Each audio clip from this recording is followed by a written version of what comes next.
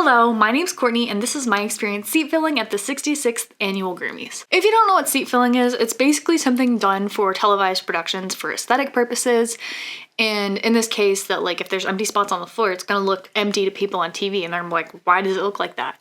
And so that's why they have seat fillers, to fill in the seats that are empty. It's not a paid thing, it's all volunteer, and it's an interesting experience. Just think of musical chairs in an event setting. In order to be a seat filler, you have to sign up on a website called seatfillersonmore.com, and they have a bunch of major events. I think the Emmys were on there, the Grammys. I'm not sure if they do the Oscars, but this is how I signed up. And you just basically put important information in there, name, address, birth date, all the fun stuff. You also have to put a picture of yourself, and you just register for events whenever they need people. And so I signed up specifically because I knew Dua Lipa and Olivia Rodrigo were performing at the Grammys, and I'm a huge fan of both of them. So I was like, I have to go. I signed up immediately when the email came out saying they needed seat fillers for the Grammys, and it's a lottery, so it's randomized.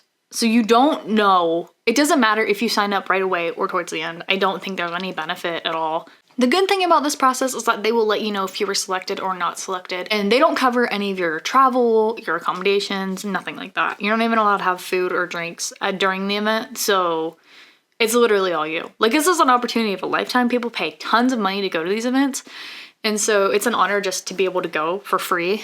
And you know, you just have to cover those kinds of costs yourself. And once registration closed, I got this email here, and it said they received 29,281 submissions, and they take 350 people, and it was a 1.2% chance of getting selected. And so at that point, I was kind of like not holding my breath anymore. But a week on the dot before the Grammys, I got my selection notification and my QR code to scan into the event.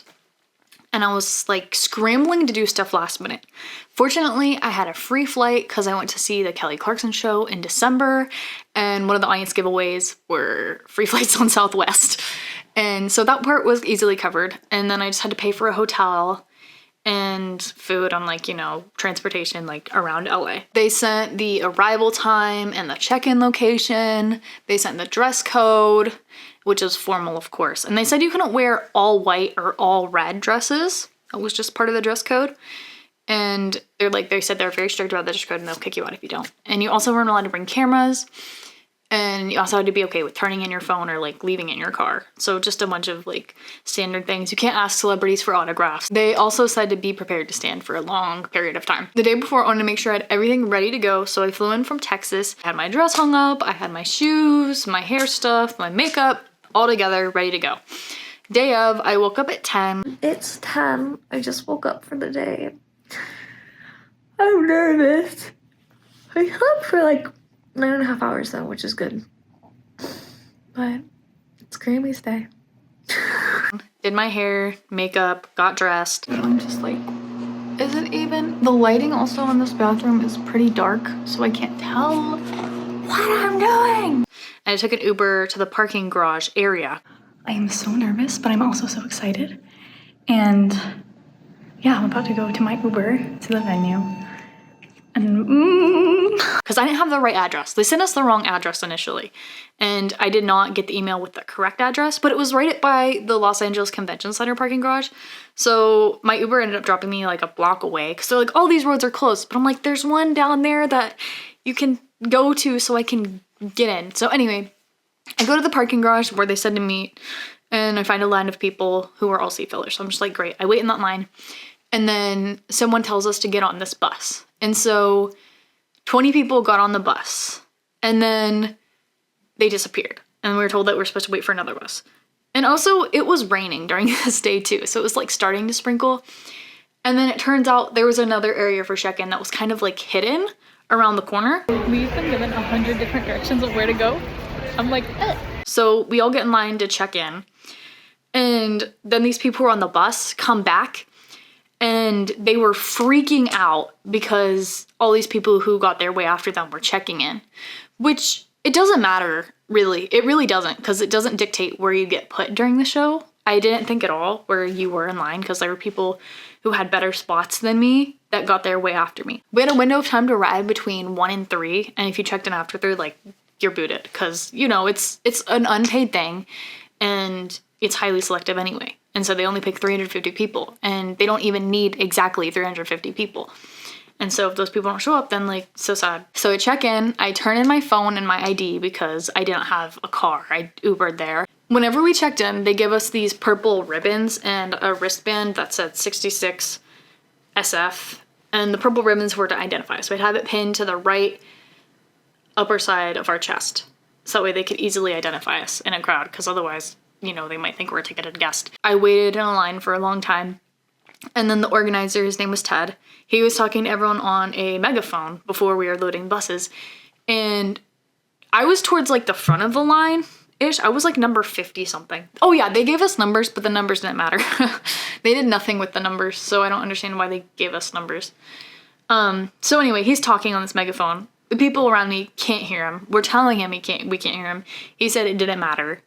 And he was like kind of saying stuff it sounded important, and they said you have to listen because it was important. I mean, I understand like you can't repeat this long essay several times, so it's just like, okay, figure it out, maybe. I was on the first round of buses. I got on the buses, got to Crypto Arena, and went through like metal detectors, and then waited in another line. And the rest of the buses got delayed a very long time because there were people protesting for Palestine. And they were blocking off the road so like the buses couldn't come and go. And they initially don't have buses, but since it was raining, they brought buses. And I was still soaked before I went into the arena. Like it was really bad. My dress was wet. My hair was just undone and frizzy. People who had bought tickets to the event were kind of walking around. Like none of the celebrities are going to just be walking around the outside of the arena because they were all at the red carpet or, you know, their other stuff. Although I did see Louis Capaldi walking around on like the main level.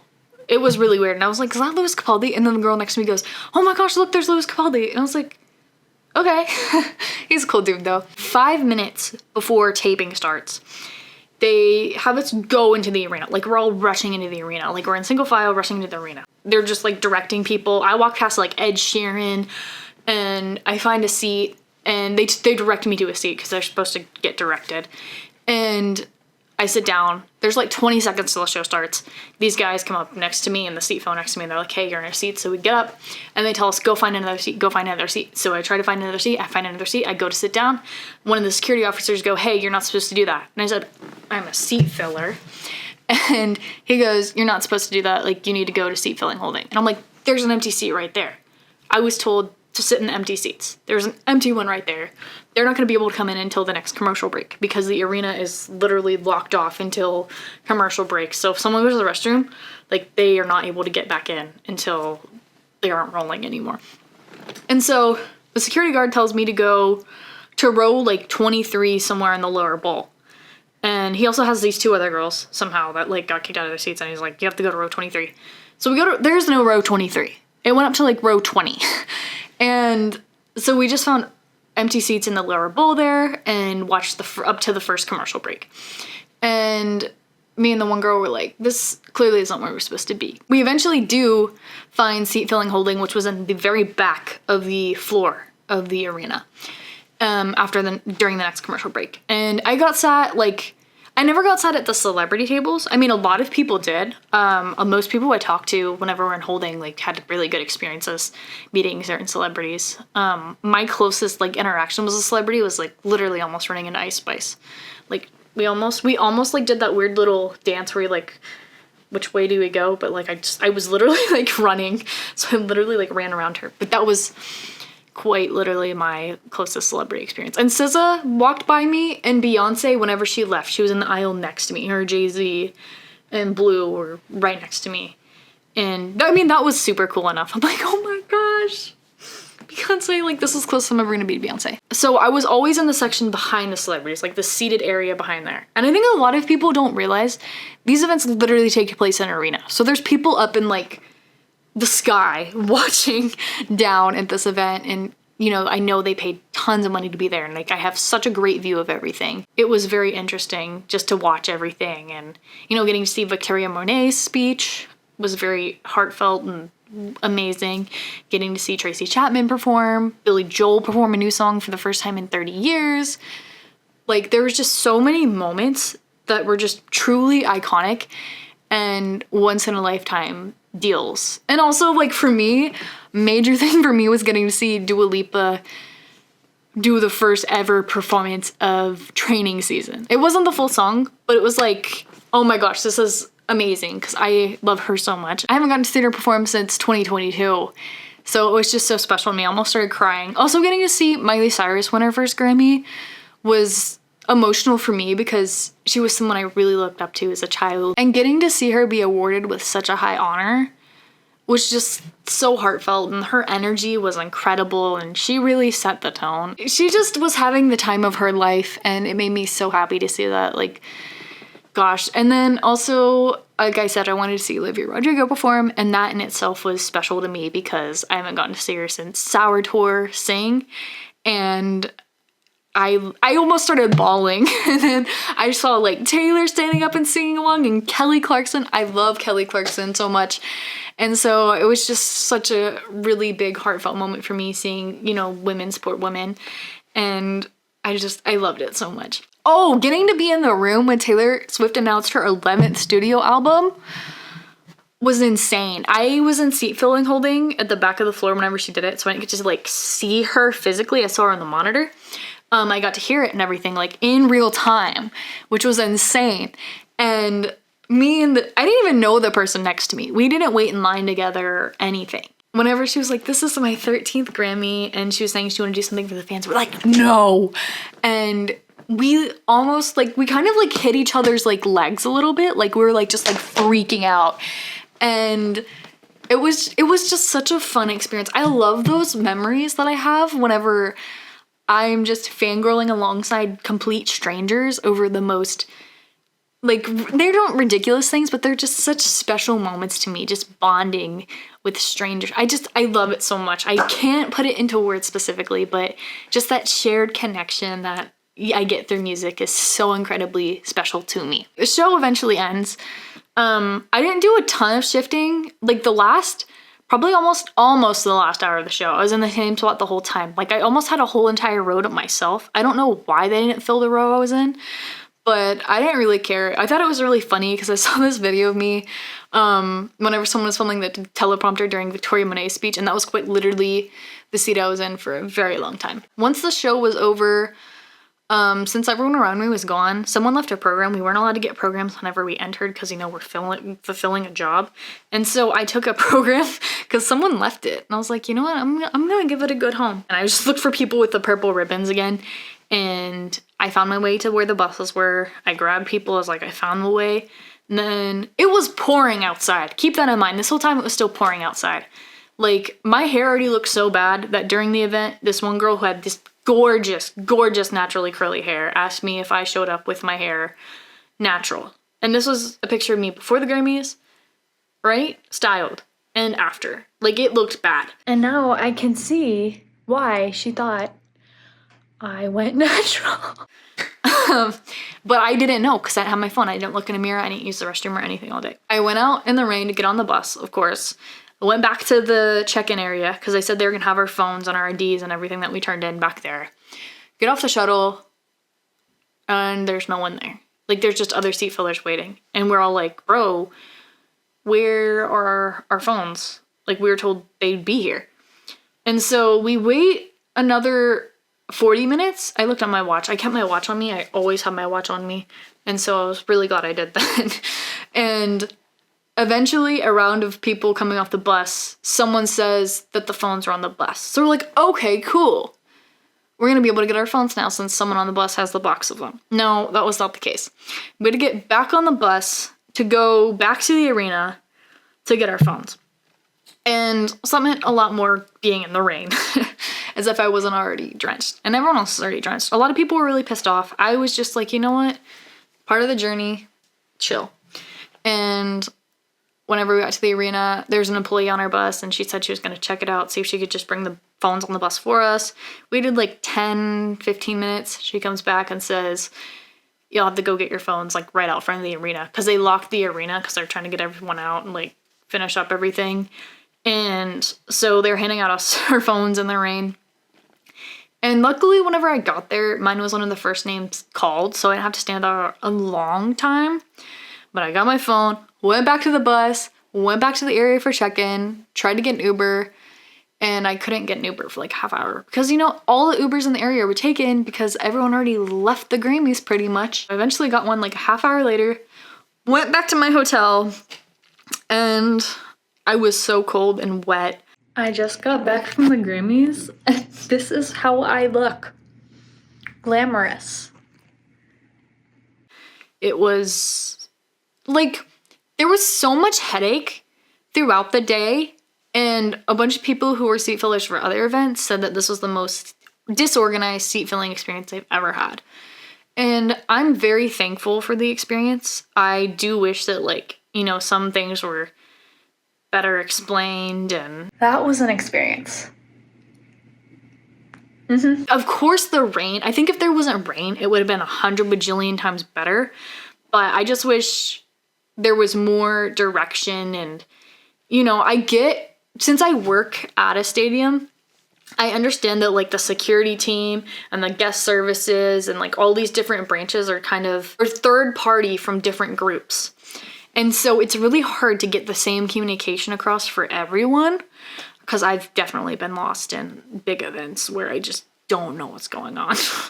And so I also get why I was told to go to the wrong place a long times. Like, the main priority isn't seat fillers, because you have people who are paying to be there. You have major names there. And so I get why there was so much disorganization. And that was the part where I'm really emotional. I got my food, and I just, you know, it's crazy because a few years ago I was in film school, and I was just kind of like, you know, I don't feel like this is what I want to do anymore. And I remember I watched the pre-show for the Grammys and the main show, and it was just so exciting to do, just watching all these people who create this wonderful music come together of all genres, all backgrounds, and talk about like their inspirations, their stories. And it was just something that I was like, wow, I want to go to the Grammys one day. Like, it was such an important thing for me. And then I remember, you know, I was in film school, so I watched the Oscars, and I pretty much only watched until Shawn Mendes presented, because he was presenting that year, and I turned it off. And honestly, I missed Will Smith slapping Chris Rock, but I just kind of like, I think that should have been like my main thing. That I was like, you know what, I love music. Music is something that's extremely important to me, but I'm just so grateful I got to go. I'm grateful I got to experience it, even though it was chaos. And, you know, I might not ever get to do anything like that ever again. But it was truly an experience that I'll never forget. One thing that I wish was that they'd provide water, or say that like you can bring water, because they said no food or drinks. But I was so dehydrated that I drank like 20 cups of water, like 20 of these, which is 2 cups of water. No, I probably drank more than that for like 2 days straight. Like, I don't normally drink a ton of water, but I was just like, I was so thirsty, like it was insane. I needed something to drink. I guess I should have just stuck my tongue out and drank the rain. I had to pay $70 for my Lyft to the airport. I'm hoping I don't miss my flight because it's getting late. And it's raining really bad, because it has been for the past like day. Anyway, I get home. 2 days later, we get this really long apology email from Ted. Apparently some people weren't given seats or something. And that's also part of the process. Like, they're contracted to bring on so many people, and they had 339 people that ended up showing up. And they aren't always going to have 339 seats available. And so people were upset about that. But you get to go to a really big event for free. Another thing that people complained about was the fact that our phones got taken up. And they apparently kicked 2 people out for trying to bring their phone into the event.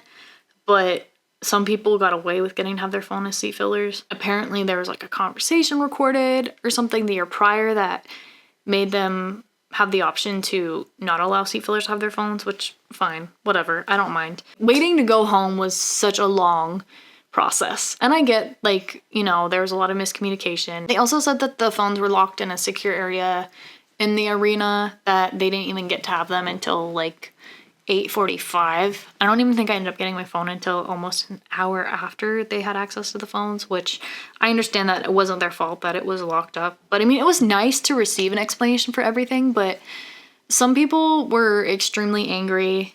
I mean, I had no expectation going into it. There was just such a disconnect with the shuttles and the phones and the check-in that it was a mess. The show itself wasn't that bad, but even though I kept getting conflicting directions of where to go from literally different staff members. And the last thing I wanted to do was get kicked out because they had my phone and my ID. And like, where am I gonna go during the duration of the show? Because I can't. I'd literally be just drenched somewhere and cold. Would I do it again? Yes. Now that I have an expectation of how horribly things can go, I guess. But at the end of the day, the show was a great experience and I don't regret going at all. It was a huge investment to go very last minute, of course, to LA, but I really did enjoy getting to see so many music icons, legends, and also have a new perspective of some people that I didn't necessarily know before. And I'm a huge music fan, so it was worth it for me in the end. I can see how if someone was just looking for something unique to do, it wouldn't be for them. But I thoroughly enjoyed it. Just being so close to so many people I admire was huge. And there's a good chance that I won't ever get an experience like that ever again. So I'm extremely grateful for it and that I went. And I mean, I had a decent enough time. Like I literally got to witness history and I think that's so cool. I do enjoy fast-paced environments, so I think it would be better now that I know specifically what I'm doing more. So I'd do it again. I'd do it again for any kind of event. I'd love to do it for the Grammys again since I'm a huge music fan. But overall, it was a fun experience. And, you know, if that's something you're interested in, I hope you get to take part in it. Thank you for watching, and I hope you have a wonderful rest of your day. Bye!